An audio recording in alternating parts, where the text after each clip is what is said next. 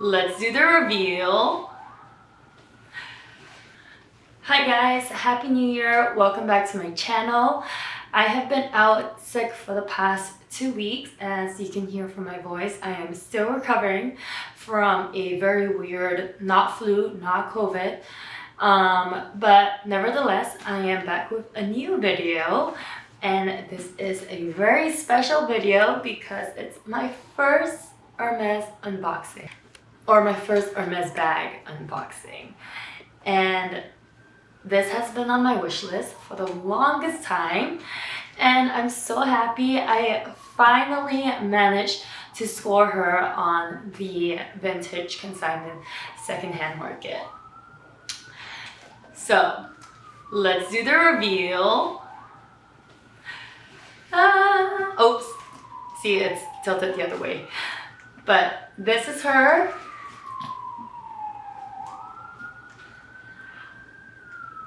How gorgeous is she? Oh my gosh, I cannot believe I have this bag. I have been scouting for this Kelly 28 box leather Cellier on the resale market for the longest time, but the prices have been really insane. And what I actually noticed last year was that prices have been slowly coming down, and I managed to score this one. So she is a 1995 baby, 25 years old, but you can barely tell that she's 25 years old.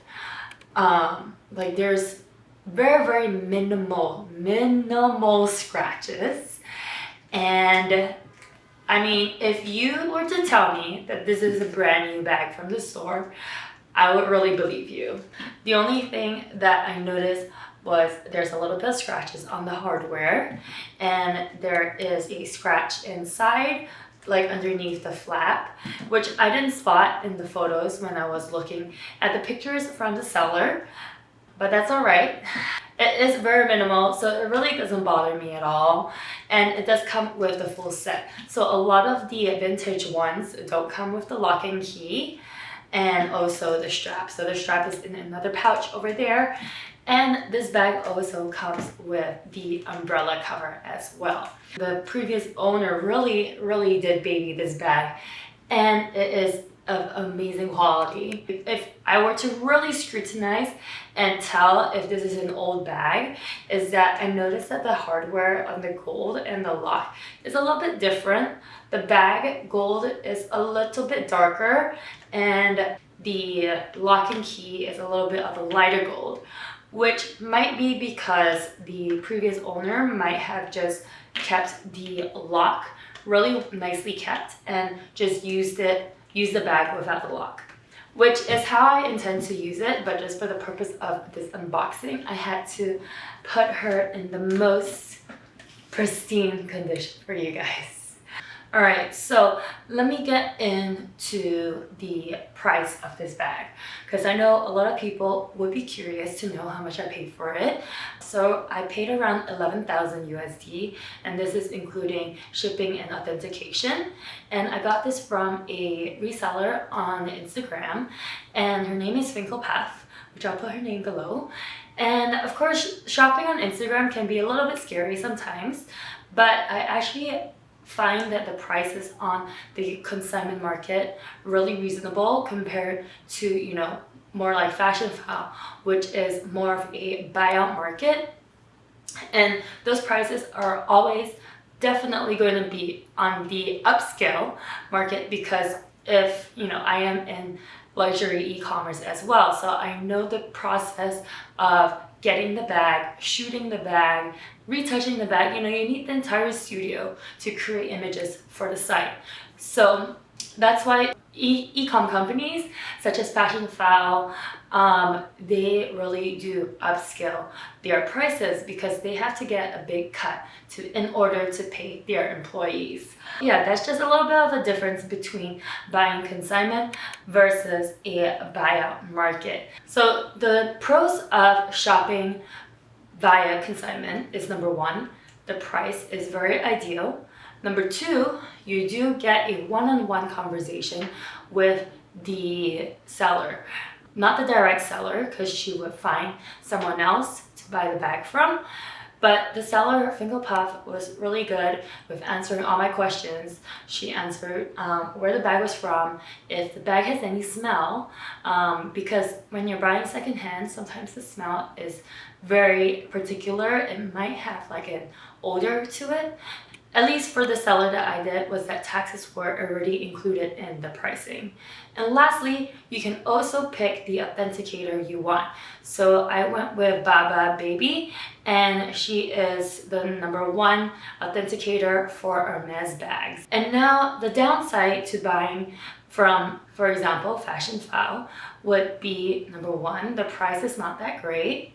#2, you do not get that one-on-one conversation with the seller. #3 is that taxes are included on top of the price that you actually see. So whatever you see on the site is always an inflated amount depending on where you live. And lastly, #4 is that you will be going through their in-house authentication system, which might not be ideal because these people come and see, they would see a bunch of luxury brands and they are authenticating based on like their experience, but you don't get that very specific experience like Baba Baby that just specializes in Hermes bags. So that's why I actually really do prefer going through that consignment route rather than the buyout method.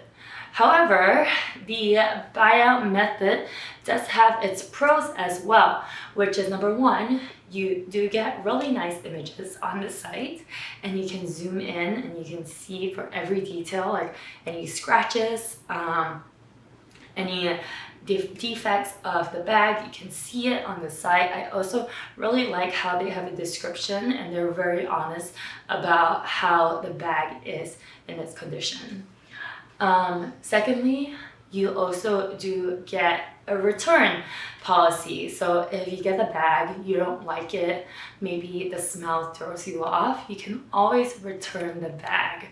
So definitely pros and cons of going through the two different routes. Really depends on your personal preference.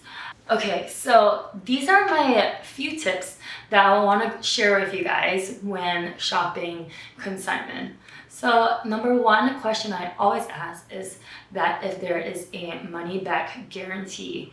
And Finkel Puff does have a lifetime money back guarantee. And so I felt safe going with her just in case if in the future maybe it is a fake, or if something happens in the future, if I wanted to sell it and then someone says that it is a fake, then I can go back to Finkel Puff and get my money back. #2 is that you should always check the images. Now I don't mean like if you get the images, you go on your iPhone and you're like trying to like scrutinize every little thing. I would actually recommend airdropping the photos that you receive from your seller to your big computer. You need to see these images large. And by large, what I usually do is that I bring the images into Photoshop, I increase the exposure of it, and that way I can really see if there's any scratches or any hidden scratches, especially for black bags like this. You can really see hidden scratches, and the only way to really see the images clearly is to bring up the exposure, and then you can see the scratches or any imperfections on the bag. I will also recommend to get photos that is in natural daylight, and that way you can really see more of the imperfections of the bag.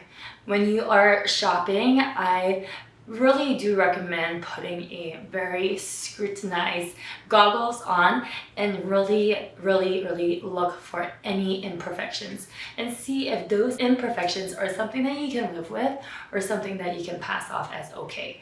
Lastly, my last tip is to get all of your bags authenticated, and I got this authenticated through Baba Baby, and my buyer preferred to get the photos from her other buyer, and she would send these photos to Baba Baby and she would get it authenticated. So I also asked her to share all of the images that she shared with the authenticator so that I can double check when the bag comes that this is the bag that has been authenticated.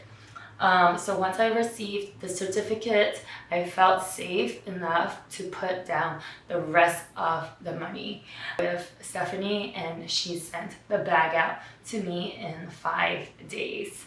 So I got it really quickly. There was a little bit of waiting time. I waited 2 weeks for the bag to arrive to Finkel Puff, and then Stephanie from Finkel Puff sent it over within 5 days. Alright, so let's go into a small little review of this bag. I obviously have not worn this bag out much, but over the weekend I managed to take her out and was actually so surprised at how much stuff I can put inside. So I managed to put in a water bottle. And honestly, that has been a game changer for me because I've never really been able to put a proper water bottle in any of my handbags because I am such a lover of small bags, and this is definitely the biggest one in my collection. So I managed to put in a water bottle, a disposable camera, my wallet, my phone, moisturizer, hand moisturizer, lip balm. Oh my gosh, there was so much stuff inside. I've never been able to do that before in my life. So yeah, very happy about the capacity of this bag. I also really love that you can wear it as a like on the shoulder like this, and also with a crossbody strap. And I really like how the crossbody strap makes this bag look a little bit more casual. And I also really love dressing this bag down because this bag is very formal looking. It does give a little bit of old lady vibes to it, which I actually really love. But also, like, when I'm dressing, I would probably be wearing more casual things with this bag. So for example, what I'm wearing right now is this jean material bustier top from Magda Burton paired with denim skirt from Khaite. So I think that the denim material really does dress this bag down, and I really love the contrast of it. So yeah, generally this bag is really nice to use, and I still can't believe I have it. The only downside of this bag is that because it is box leather, it's hard to get in and out of. And also, even though this lock and key is really beautiful to look at, it's also a pain to get in and out of. I will definitely not be using this lock on a daily basis. So yeah, most of the time I will have this like kind of loosely open, and I actually really like the look of it loosely open as well because it does give a more laid back and relaxed feeling to the bag. So yeah, lastly, I would like to go over the true cost of buying luxury goods. I know we are in a recession right now, and also honestly, the reason why I would buy this during a recession is that the price was too good. I've never seen the price drop to this low before. So I really thought that it was a sign from the bag gods that I should get this bag. And it was also a really good opportunity because Finkel Puff is a Singapore reseller. So buying at that time, the exchange rate was also very preferable to USD. So yeah, I mean, I know a lot of people are struggling during this time, but also it is also a good opportunity to buy used if you are in the market of buying luxury items on the secondhand market, because a lot of people are starting to let things go, starting to sell things. But it's also hard to find buyers right now because a lot of people are on savings mode. So it is an opportunity and a cost for a bunch of people. But I would say when I look at this bag, I am reminded of how much I've worked for in 2022, working at a 9-to-5 job and also a side hustle of wedding photography is no easy feat. You do not get any weekends, you don't get any breaks. And the thing about, what I realized about 2022 was that your weekends are so precious, and it really is necessary for you to decompress sometimes. There would be months that I would shoot and work for like 3 months straight with no break at all. It was work from Monday to Friday and then work on Saturday and Sunday. And on top of that, after my 9-to-5 job, I will be working as well. And when I wake up before logging into my 9-to-5 job, I will also be working. So I really did not have any downtime at all, and I feel like it really did affect my relationships with my friends, with my husband. The true cost of this bag, I would say, is not the actual sum of money. It's the time the opportunity cost of time that I could have spent going out on a date with my husband, meeting up with old friends, which I honestly have no time for. Like, I don't even have time to make new friends when my clients are like, oh, I love your personality, I want to be friends. In my head, I'm like, to be honest, I don't have time for new friends. I can barely keep up with my old friends right here. So yeah, in the year 2023, I really want to take things slow. I do not want to be spending so much money. I really want to enjoy the things that I have in my closet. And I actually really think that this bag is more than enough. And I'm really happy with my bag collection right now. It's very small. And if I were to do a bag collection, you would probably be really bored because it's such a small collection. But I love it, and I feel like I am not lacking anything in my closet. I have so many pieces in my closet that I can play around with, have fun with, and create more outfits with. So definitely there will be a change in my channel, doing less hauls, even though those hauls are really good with the YouTube algorithm. But there'll definitely be more styling tricks and hacks into like how I would style up a piece in multiple ways. Those are my favorite because you really can get your bang out of your buck with those pieces that can be styled multiple ways. So yeah, I would say if you are thinking about purchasing your first luxury item, I would say, is it really necessary? And what is the opportunity cost that you can get from not spending a luxury item, but rather maybe spend it on a nice holiday to relax and get away with, or if you want to put it towards a down payment for a future house so that you have a more secured future. You don't have to worry about paying for rent every month. Or if you want to have a beautiful house in the future, like this, the cost of this bag could be the price of a couch and like a nice dining table, and there you have it. Like, this could be a living room. I feel like this is definitely a medal to myself for the last year of all of the hard work that I put in, but I'm also reminded of how much buying luxury items really does take a it really does put a lot of pressure on my body physically. I'm not able to push myself to hustle that hard in the future. I am getting old and I do feel it on my body. I've been getting sick so much, like right now.